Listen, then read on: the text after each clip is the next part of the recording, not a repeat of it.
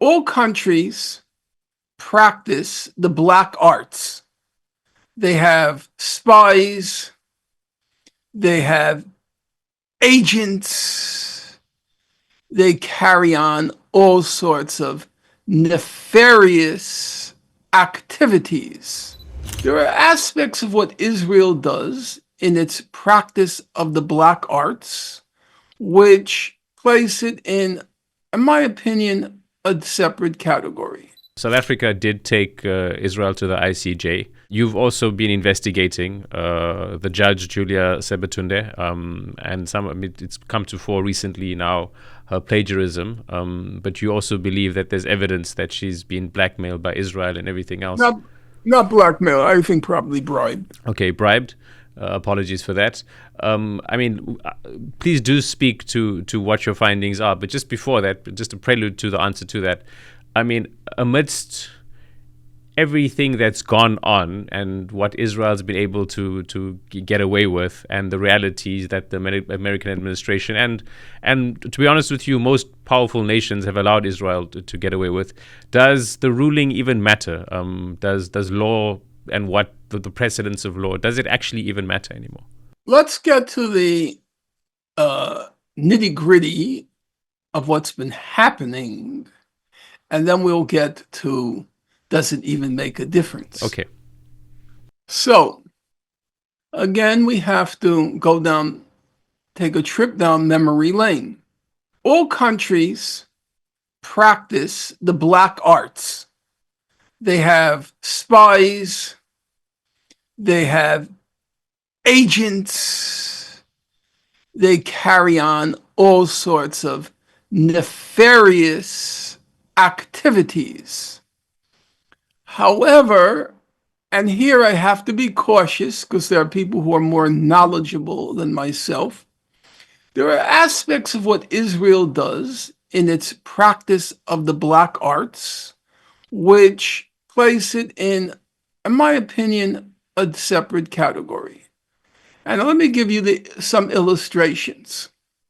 So, you will recall from our conversation a few moments ago, I said that Operation Cast Lead, even though now in retrospect seems like small change, at the time it evoked a huge international reaction. There were demonstrations in the millions in London. Yes, it was huge. At least 600,000 or 800,000, but I think it went into 1 million, but I could be wrong. Memory is not perfect.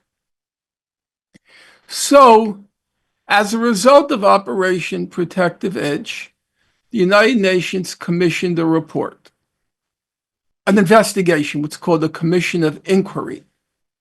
And unprecedentedly, they chose as the head of the Commission of Inquiry a South African Jewish individual who was active in Jewish causes and his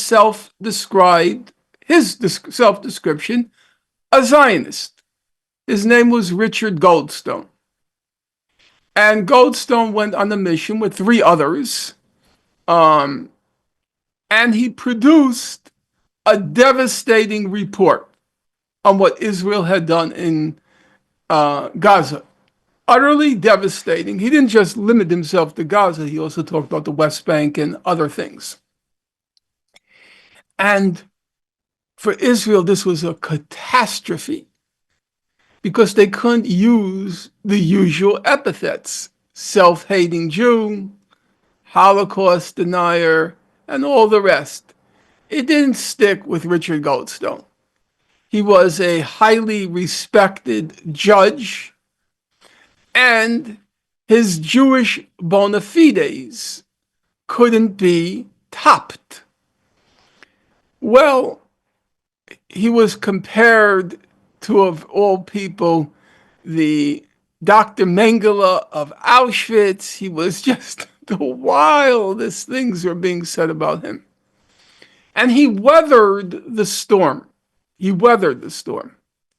But then His report came out in 2009, I think, if my memory's right. And then on April 1st, 2010, in the United States, we have what's called April Fool's Day, which is the first day in April, and it's supposedly the day of pranks, where people do all sorts of pranks. On April 1st, the headline is Richard Goldstone retracts the report. He retracted. And there was no basis for the retraction. He made some arguments, but if you go through them, there's no basis. And that left really only one possibility. Joan Donoghue, who is the senior counsel in the South African delegation at the International Court of Justice, like Goldstone, a respected jurist from South Africa, and he knew Goldstone. And he said when Goldstone retracted the report, he said there's no factual basis for the retraction. And then he went on to say the secret of why Richard Goldstone retracted the report will probably go with him to his grave. And the only rational inference was that he was blackmailed by Israel. I personally don't believe it was him. His daughter lives in Israel. She she became an Israeli citizen. You know, if you practice the black arts, everybody has a skeleton in their closet. Maybe this person had an affair. Maybe that person had a child out of wedlock. You can always find dirt, you know? So I'm now going to fast forward. I'm just going to, data points on the trajectory. You had in the ICC, the International Criminal Court, which is different from the ICJ, the International Court of Justice.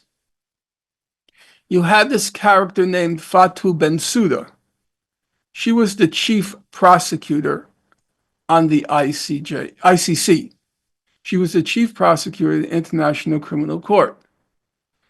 Now, I mentioned already earlier, in May 31st, 2010, there was this humanitarian flotilla en route to Gaza to bring humanitarian aid. Israel attacked it, killed 9 people, and the 10th died later. The 10th was in a coma and then died later. Killed 10 people and committed all sorts of outrages against the other passengers. That became a case. What Israel did became a case before the ICC, the International Criminal Court. Now, this story you can't even make up. You can't make it up. The state which brought the case, the Comoros, I'm not going to go into why it was the Comoros, not so important. The Comoros brings the case, and Bensouda, the chief prosecutor, she declares, I'm not going to investigate this case. There's no basis for it. The Comoros appeal the case. They appeal Bensouda's decision. It goes before what's called the pretrial chamber of the ICC, PTC. Not so important. It goes before, let's just say it goes before the court. The court upholds the appeal. Okay?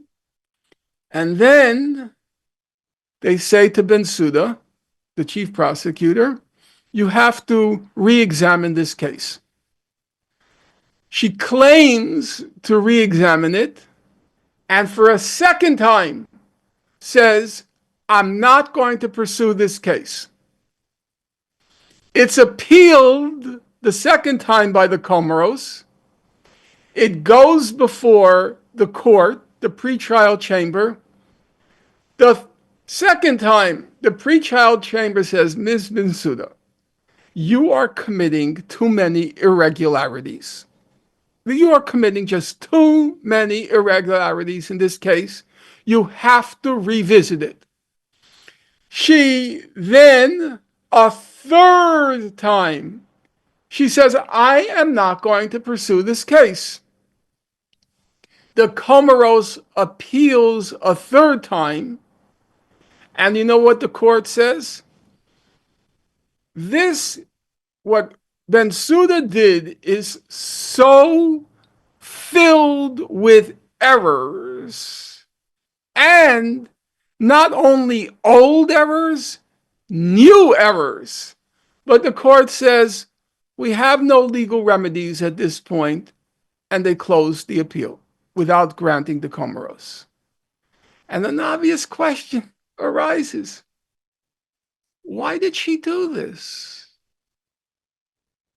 There was a veritable civil war in the International Criminal Court because what she was doing was so completely outrageous.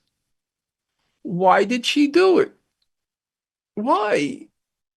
She wasn't a Zionist. She wasn't a Christian Zionist. She wasn't a Buddhist Zionist. She wasn't a Hindu Zionist. So that can't explain it. And again, the ever honorable, the ever honest Joan Donoghue, he steps forward and he says, and he's the only one with the integrity. I won't use the word guts because that refers to a physical quality, having the guts. No, it's a moral quality.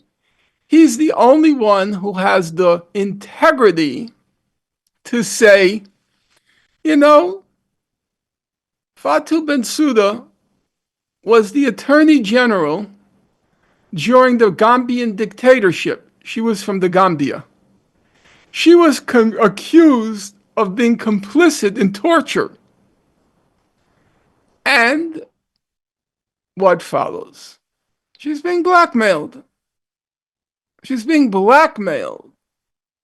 That's why, to the complete outrage and indignation of the inner sanctums of the ICC, I'm not talking about like the Comoros, I'm talking about divisions within the ICC. Her conduct was so outrageous, but she persisted. Why? Why? What is the explanation? It cannot be that she was simply incompetent. No, that is not a persuasive explanation. There's another character who he had the highest rank in what was called pretrial chamber 1. Just let's call it the main court, pretrial chamber in the ICC. A guy named Peter Kovacs from Hungary. Another crook. There's no other word for it. In July, these things you can't even make up. So there was a whole debate within the International Criminal Court before Carim Khan had issued his arrest warrants. There was this whole question. The ICC is a state-based system, organization. In other words, you can only be a state. You can only make a referral or a complaint. It's called a referral. You can only file a complaint if you are a state. And the question was whether the Palestinians constituted a state and were therefore eligible to file a complaint with the ICC. Okay? Because you have to be, let's say Yep. somebody in the street mugs you. I'm referring to you now. Yes. You can't go to the ICC and say, I want to refer the case of my mugging, because you're not a state. You have to be a state in order to file a complaint. Well, there's this guy, Peter Kovacs, who the ICC, the pretrial chamber, ruled that it was a state, at least for now it's a state. I don't want to go into the technicalities, but for now it's a state, and that the ICC has jurisdiction over the situation in Palestine. The situation in Palestine meant basically the legality of the settlements that Israel was building, the crimes committed by Israel during Protective Edge, because this was before the Gaza, the last 15 months. And Peter Kovacs, he writes a dissent. Do you know how long the dissent was? I have it sitting on my shelf. I could show you. 245 pages. Now, nobody, you don't get paid enough to write 245-page dissents. Why did he do that? A dissent is usually 6 pages, 10 pages, maybe 15 pages. 245? No, there's something else going on there. Some of the footnotes were longer than the Bible. Yes, some of the footnotes were longer than the Bible. They were longer than War and Peace. And he did that on his own volition? No. Not believable. Not credible. Not persuasive. Now we come to the ICJ, the International Court of Justice. As we all know, in January 2024, the ICJ rules or finds that Israel is plausibly committing genocide. About that, there seemed to be no disagreement about what it ruled, what it decided. It was reported everywhere. ICJ finds Israel plausibly commits genocide. And the head of the ICJ was Joan Donoghue from the United States.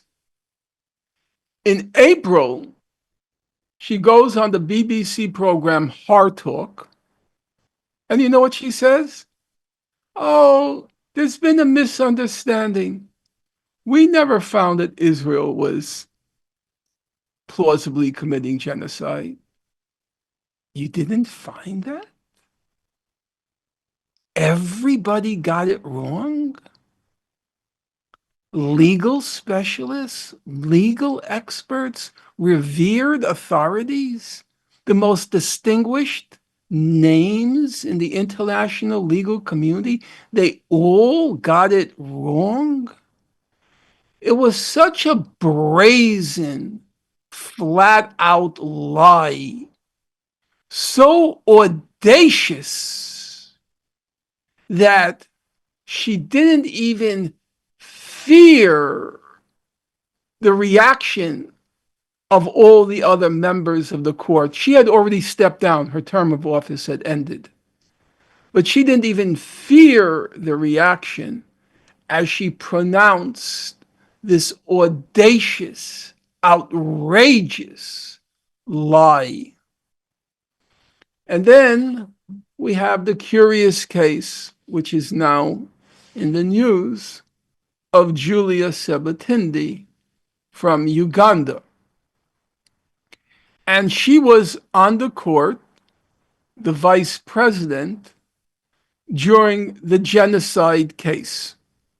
Okay? Now, for the sake of your listeners, just a point of clarity.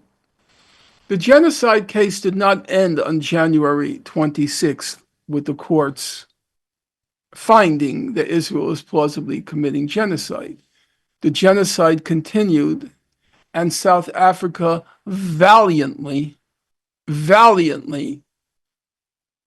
tried to get something practically done, not just rulings, but something practically done. It went back to the court in February. It went back to the court in March. It went back to the court in May.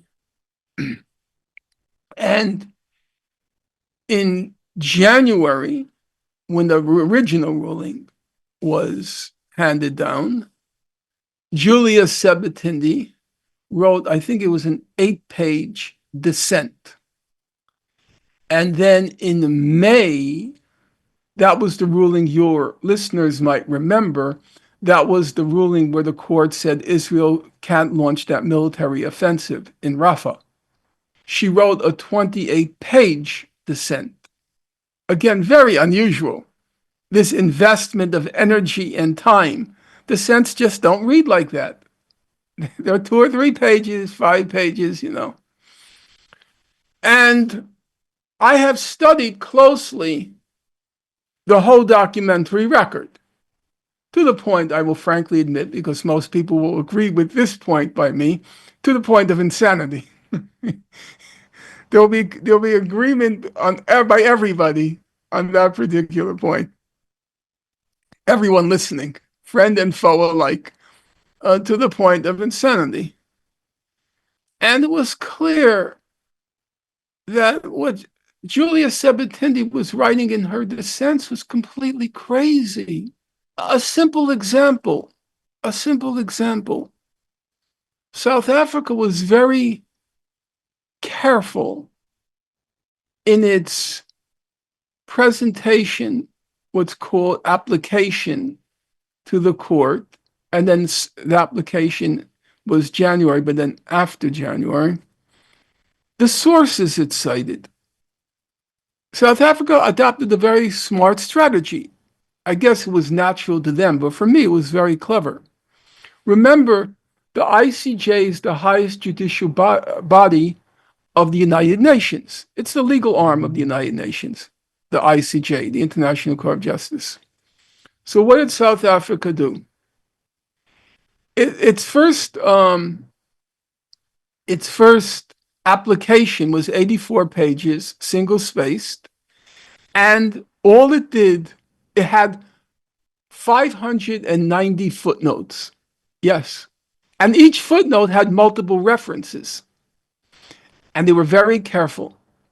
They only cited humanitarian organizations and UN organizations for their evidence, for their proof that a genocide was going on in Gaza.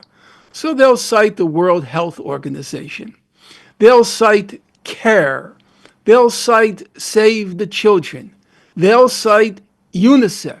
They'll cite UNESCO. These are, in general, unimpeachable sources, but they're much more unimpeachable because this is the legal arm of the UN, and South Africa is only citing UN sources. So to say that the sources are false is in effect to discredit the whole UN organization. And that was, in my opinion, it was a quite very clever strategy, because the judges, a lot of them, I don't think they wanted to vote that Israel's plausibly committing genocide, but they were in a very uncomfortable position. If they didn't vote along, they're in effect saying UNESCO, UNICEF, Save the Children, CARE, World Health Organization, they're all liars. That's not a smart move. It's not a credible move, So what does Sebutinde do? Her only response is to cite Israeli state claims. The Israelis claim this, the Israelis claim that. That's not a response. First of all, you have to show why the UN sources are wrong.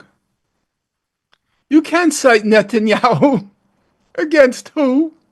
The World Health Organization. She doesn't even make a pretense of justifying her dissents.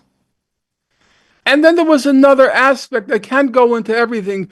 The chapter I wrote on her in my forthcoming book, the chapter is 59 pages. But then there's another aspect.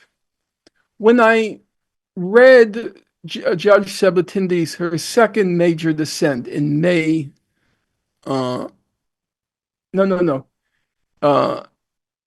When I read her dissent when the ICJ declared Israel's occupation illegal, that dissent was in July 2024.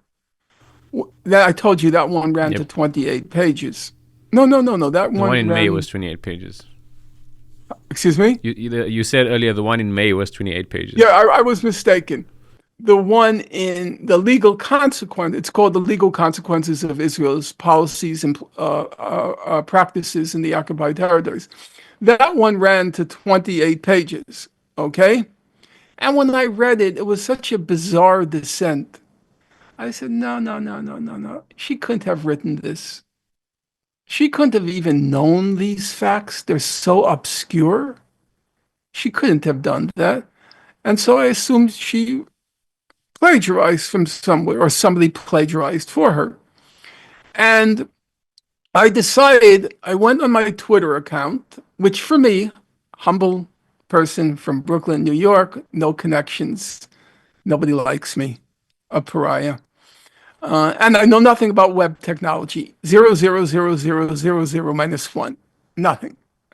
So I posted on my Twitter account, I said, would anyone care to volunteer to help me track down some plagiarism? I believe there's plagiarism, but I'm not certain. And about 20 people submitted contributions. I gave them the Sebutinde dissent.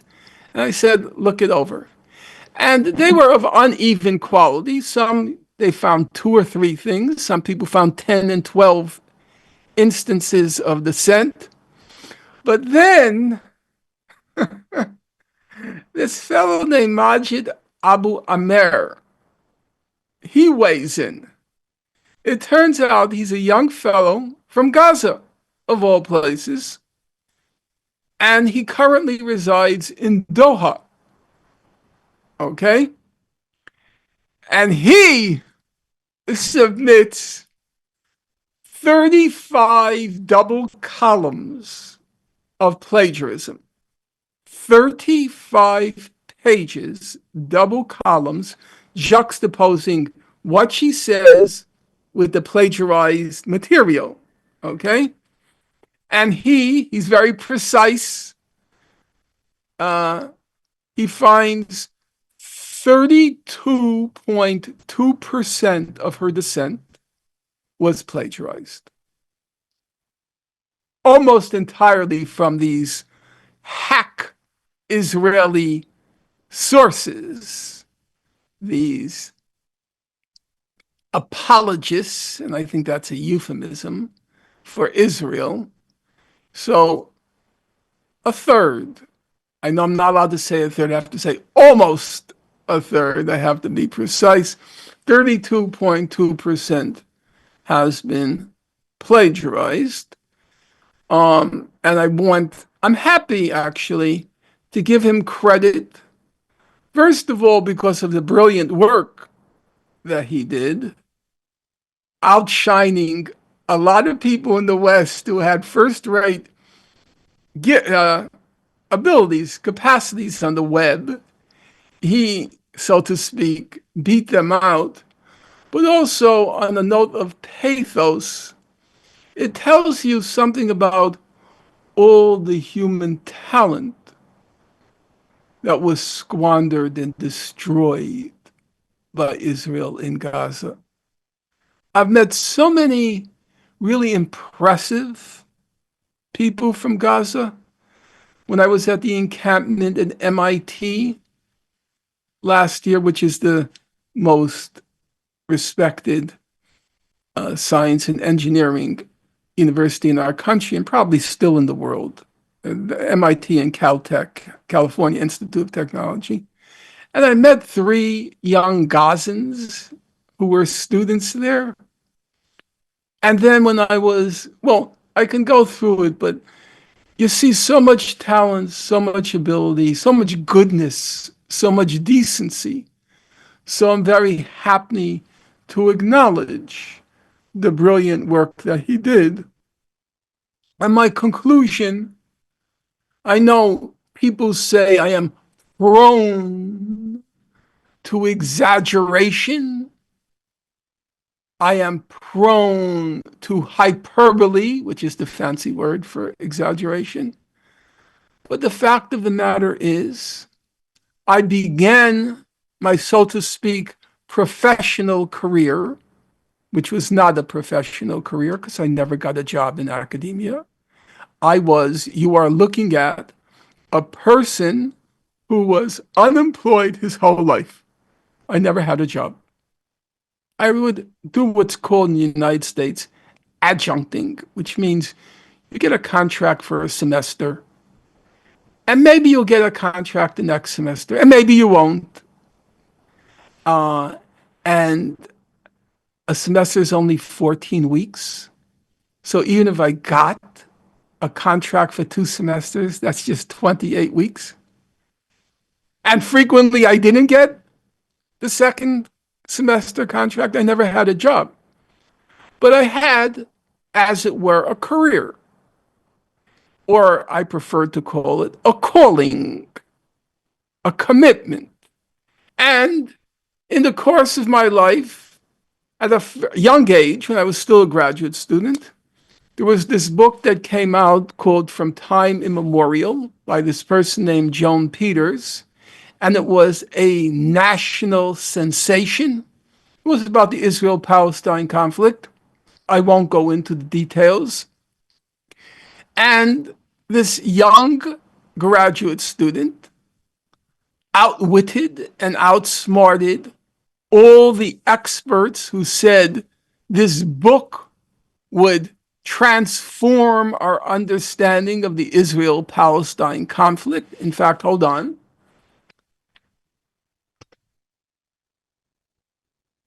I keep it here. So you have blurbs that say, by leading authorities, this book is a historical event in itself, a discovery that has lain in the dark all along until the revelations by the author. And as a young man, I went through it very carefully, and I concluded it was a hoax, it was a fraud. And I was vindicated. And I can name many points along my life's journey. There was a case of Daniel Goldhagen, who had written a book on the Nazi Holocaust, which I considered I believe was complete nonsense. And I believe I also demonstrated it was complete nonsense. I wrote a book on the subject with somebody else. I'll take it off the shelf. A Nation on Trial. And with Ruth Bettina Byrne, my co-author, and it was named one of the top books of the year by the New York Times Book Review. And I had a succession of, I think, revelations which were subsequently affirmed and confirmed by the general academic public. And now it's my opinion that there is an ugly, sordid, squalid pattern that you could see with Richard Goldstone, you could see with Fatu Bensouda, you can see with Joan Donoghue, and now you can see with Judge Sebutinde, who, when Yusef Salaam was the president of the ICJ, and now he was elevated to high office in Lebanon, and he was replaced as the president of the ICJ by Julia Sebutinde. So she is currently the president, and I believe she is in thrall to the state of Israel. The chapter is entitled Free Agent or Foreign Agent. I believe it's the latter. She's a foreign agent. As I said, I devoted 59 pages, single space, to analyzing her dissents, and then I appended the 35 pages by Majid Abu Amer documenting the massive plagiarism. I'll just say one last thing on the subject, which is plagiarism is what you can call a form of professional misconduct. It's the cardinal sin in academia to plagiarize. But with recognizing the significance of that, I believe that the far greater issue is not the professional one, professional misconduct. She didn't properly credit her sources. The real issue is the political one. The presidency of the ICJ, which still has to hear that genocide case, because right now they've not heard it. What they heard was the request for what are called provisional measures. The request for provisional measures means, very simply, there may be a genocide going on in Gaza, and unless the court does something, it'll be too late by the time the court rules on whether it's genocide. So we're asking for provisional measures so that the people will still be around when the court hears the case. It's the equivalent in domestic law of asking a court for an order of restraint. Namely, you haven't yet been proven guilty, but we're issuing an order of restraint just in case it's too late by the time the case goes to court. Or so it's called a restraining order. I believe in the basis of the evidence that the ICJ, like the chief prosecutor of the ICC, Fatu Bensouda, that they have been captured by a foreign government, the state of Israel. So just coming back to the question, does international law matter, given what Israel has done? Obviously, if there's no enforcement mechanism, and South Africa, it did submit, I'm actually reading it now, I'll just show it to you. Hold it up. It did submit in May of 2024 a voluminous document. The essence of the document was that the ICJ said Israel is plausibly committing genocide. We are now presenting you this document to show that they have not relented, even though the ICJ ordered them to allow in humanitarian aid, even though the ICJ ordered them not to launch the offensive in Rafah, the Israelis went ahead and did it anyway. And so they submitted this document to the Security Council and requested the Security Council to act on the findings of the International Court of Justice. And obviously, as you know, it didn't happen because the US blocks it. However, even though the enforcement mechanism for the findings of the ICJ is the enforcement mechanism is inoperative because of the US veto, notwithstanding that, these are important weapons in the battle for public opinion. And that's our strongest weapon. Our strongest weapon, we don't have the money. We don't have the organization.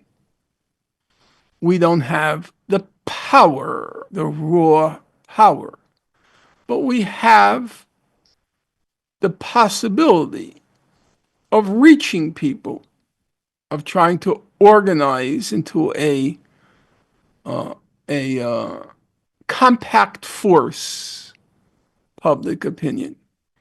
And Israel and Israelis worry about that. That's why they blackmailed Richard Goldstone. That's why they blackmailed Fatu Bensouda. That's why Peter Kovacs wrote a 245. You can't imagine how insane this is. 245-page dissent. So they are concerned. They don't like it. They don't like it, even though it's true. They don't have the they have disabled the enforcement mechanism. That's true. They have disabled it. That's correct. But public opinion, yes, they do worry about it. I was at Yale about a month ago. I was invited by the Yale Political Union to speak. Now, the mere fact that they invited me is already so over the top, that they would invite me to come speak. And you know what the topic was? What the resolution was? Israel's committing genocide in Gaza.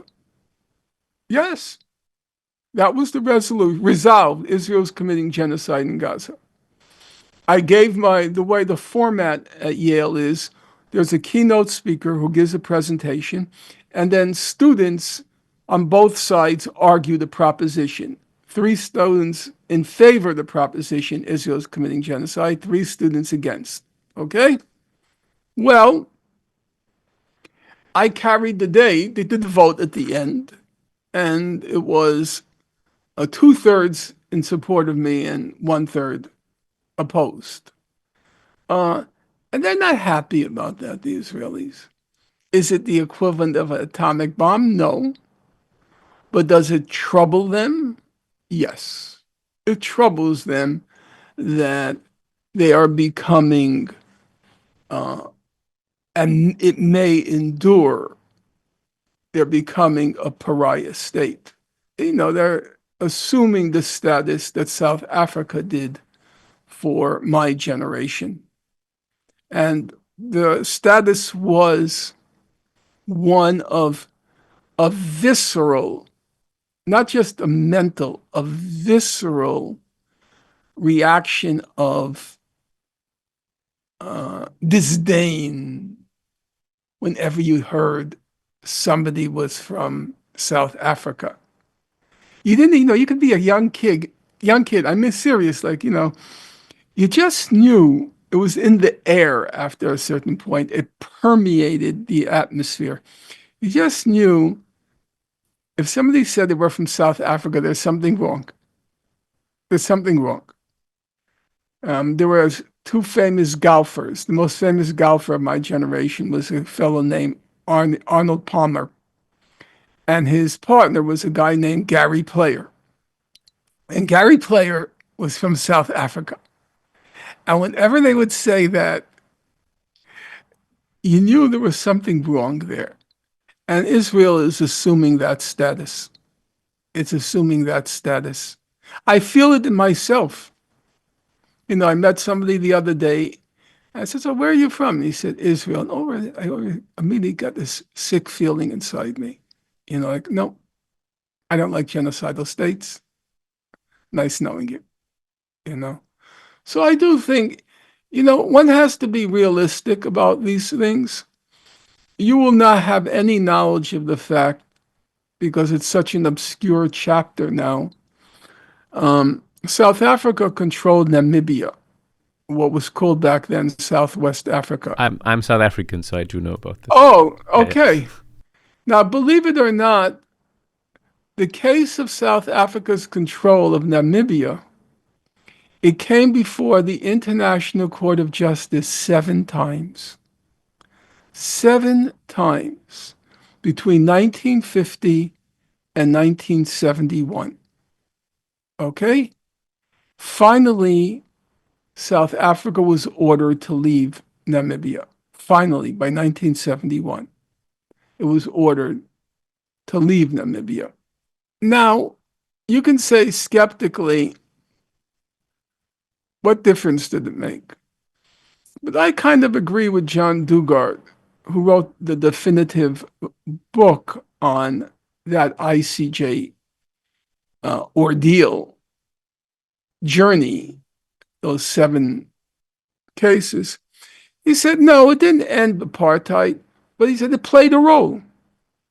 It was one forum. We all operate in different forums. At some points, we all get together in mass demonstrations where all of us, from the doctors, lawyers, and professors to the people who make our society run on a daily basis, we all get together as a show of force, of our collective power, our compact power. But most of the time, each of us is doing his or her own thing in his or her own realm. Physicians are doing one thing, they journey to Gaza, they give testimony on what they saw and experienced in Gaza. Professors do another thing. One of the deeply moving things about the encampments was how professors, they didn't know what to do to show solidarity. So they were just sending food and more food and more food. They did their thing. We all do our thing in our own separate capacities, in our own distinct competences. And I believe that this is one realm, one area, the law, where it makes a contribution, but I will never pretend to the fact that it's the be all and end all.